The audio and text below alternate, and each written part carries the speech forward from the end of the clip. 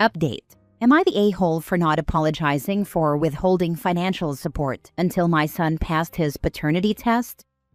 Original post. I, 55 male, have 3 children, 2 girls and a boy. My son is my oldest, and up until recently, I thought he was a decent man. Unfortunately, my daughter-in-law, Tessa, 32 female, showed me that I was wrong when she revealed to me that the reason she was divorcing my son was because he cheated on her multiple times and gave her an STD. She made a social media post with pictures of text messages and showed video recordings of messages he left, proving her side. I was shocked, and when I confronted my son, he said that she was over-exaggerating and that the only reason he did it was because she wasn't putting out. Tessa gave birth to their second child 7 months ago, and their first child is 3 years old. I apologized to Tessa for my son's behavior and then yelled at him for being so selfish, intentionally hurtful and cruel. I did not hide or downplay my disappointment and was only silenced by my wife's defense of our son. I remember how hard it was when my wife had our second daughter and couldn't believe she didn't have a shred of sympathy for Tessa. Tessa is a sweet and smart person, and she didn't deserve what our son did. My wife has been letting our son stay in our house despite my wishes, saying that he needs our support, but I say he's in need of a hard lesson. We fought about this constantly. Eventually, my son accused Tessa of getting the STD from someone else and demanded a paternity test. I knew these claims were BS and saw red. I yelled at him for it, and his mother came to his defense and told me a man had every right to know if his kids were his. I countered by demanding a test of my own, and my wife was offended, and I moved out. She and my son sent others after me and either lied or overplayed what things were like at home, and I just got tired of defending myself. I was going to let things be until either my wife or son contacted my job and made hurtful accusations about a female employee that I've been mentoring for the past year, and that's when I snapped, and now I'm filing for divorce. The house is paid off, so I'm willing to let her have it, but until a judge says so, I've stopped putting money in any of the accounts that she has access to, and only make payments to the credit card with a $4,000 limit so she has money to buy groceries, get gas, and pay for her other expenses. I've also changed my main beneficiaries to my daughters and told my son that if he wanted a single cent of my money, he'd have to take a DNA test. He later did, and he passed.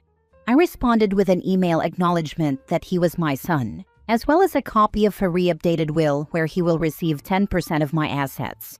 My wife and son are demanding a public apology, but I don't feel like they deserve it. Am I wrong?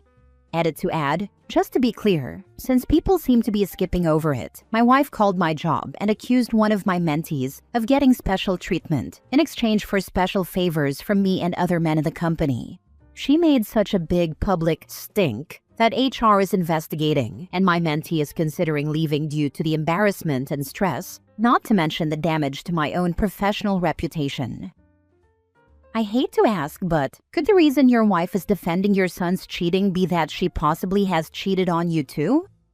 It's crossed my mind. Not the a-hole, but get your half of the house. Get a really good divorce lawyer. Document, document, document. Either that, or get half the house's value in assets. Do not walk away from the investment in the house. She can either find a way to buy you out, or sell and split the money. My sister made that mistake. It still haunts her. She was running from an abusive husband, so I get why she just wanted out. Now that he's proven he's your son, leave the money to his children. I'm leaving my son something because 1. I told him I would if he was proven to be my son. 2. I don't know the specifics, but if I leave him something, then he can't legally challenge my will. 3. I am going to leave my grandchild something. It's just taking a minute to see what my options are, because I want to put it in a trust that neither parent can touch. Not because I don't trust their mom, but because I want to remove the stress and drama of her having to be in charge of it. Why did you feel you have to show him a copy of your will? I didn't give him an exact copy of the will. I just sent him an email giving him a broad summary as a way to prove that I told him what my wishes were, in addition to the will, so he can't challenge it later. Now for the update a month later. Because I still see a few people writing, "Update me," I thought I'd give a little update to the chaos that is my life. In short, the young woman I was mentoring talked to HR, is leaving the company and will be suing my wife for defamation. I am also being pushed to leave, despite HR clearing me of any wrongdoing. A lot of people in the office either give me dirty looks or keep their distance. I've also gotten a lawyer. She feels confident that because of the evidence of my wife's blatant attempt to sabotage my reputation at work, I can give her a lump settlement instead of alimony. My lawyer also agrees with many of you regarding not just giving my wife the house, but rather selling it and splitting the profits. I'm back in the house for now, per my lawyer's advice, and it's pretty miserable. I'm definitely drinking a lot more than I used to, just trying to hang on. I've also had some hard but honest conversations with my daughters, and I have come to accept that there are certain aspects of fatherhood that I've failed in. I did show up to school events and spend time with my children, but overall, I let my wife do the majority of the parenting and she favored our son.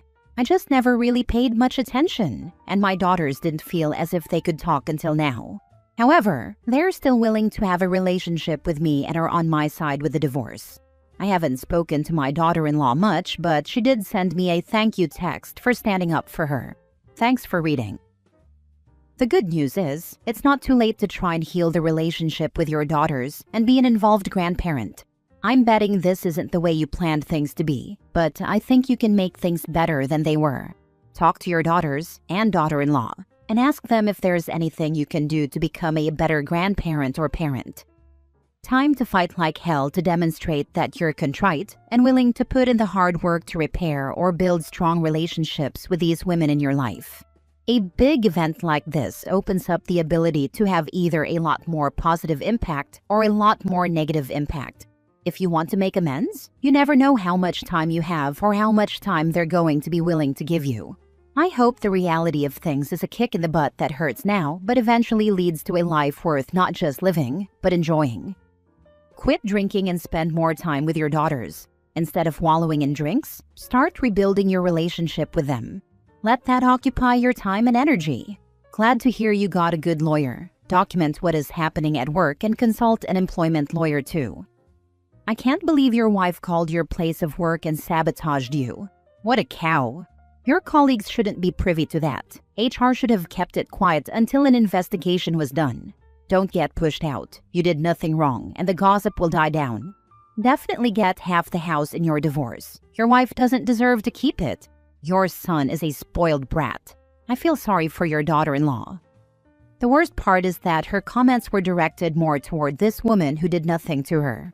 OP worded it oddly, but if you read what he wrote, she said the woman got benefits because she was providing special, that is, sexual favors to OP and other men in the company.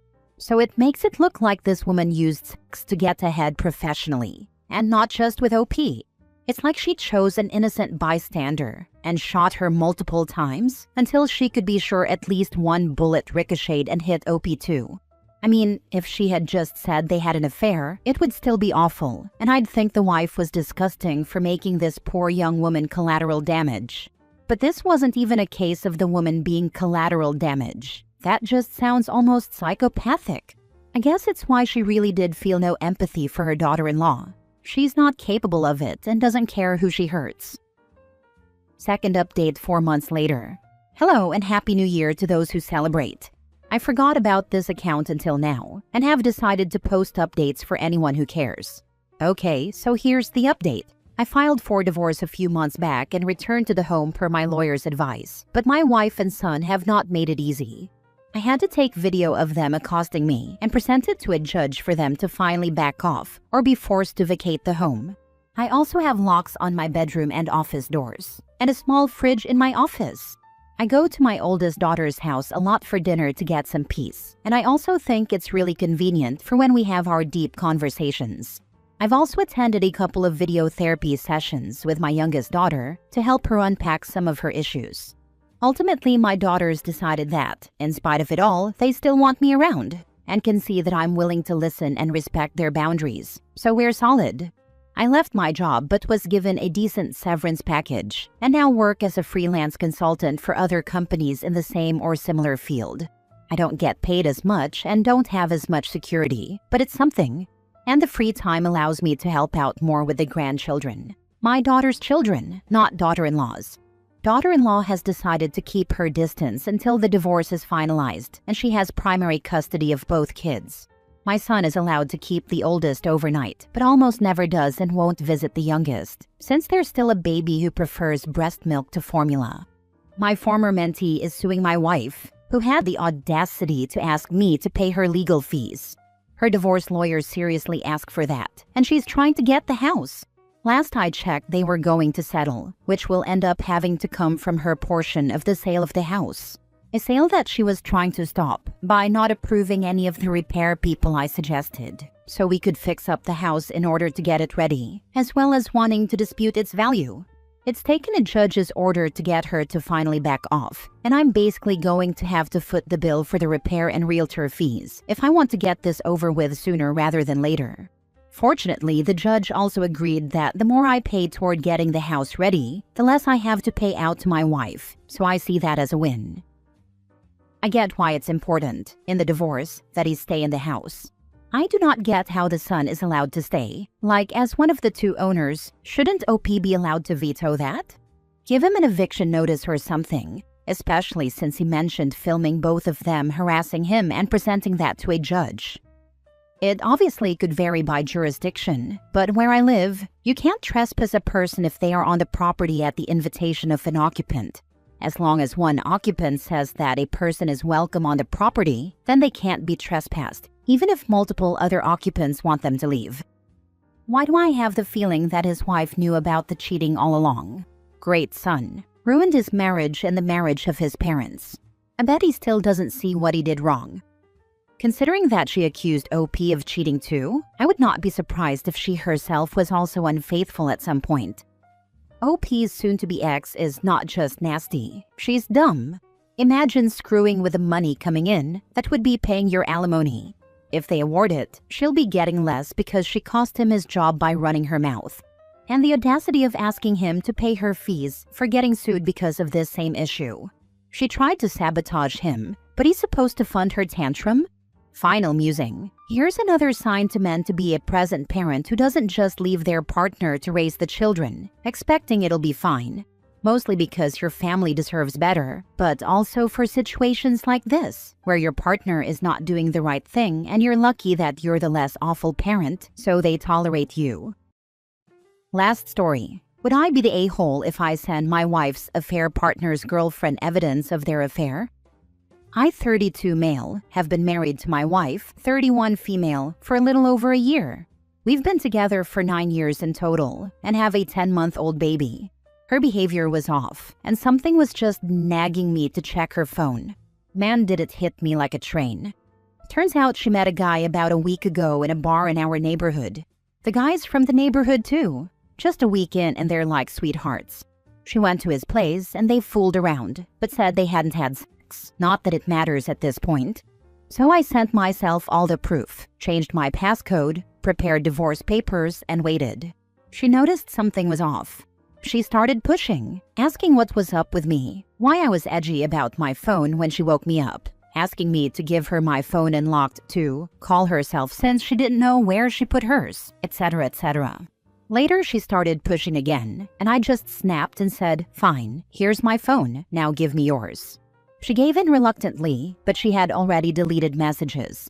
However, she didn't delete explicit photos from the recently shared album on her iPhone, so I started asking about the photos. She started getting nervous and making excuses, and I'd had enough.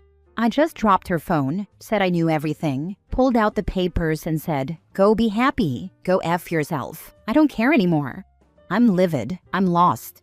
She threw everything away for someone she met like a week ago? WTF. I bought us a house. I'm renovating that house myself after work, and this is what I get in return?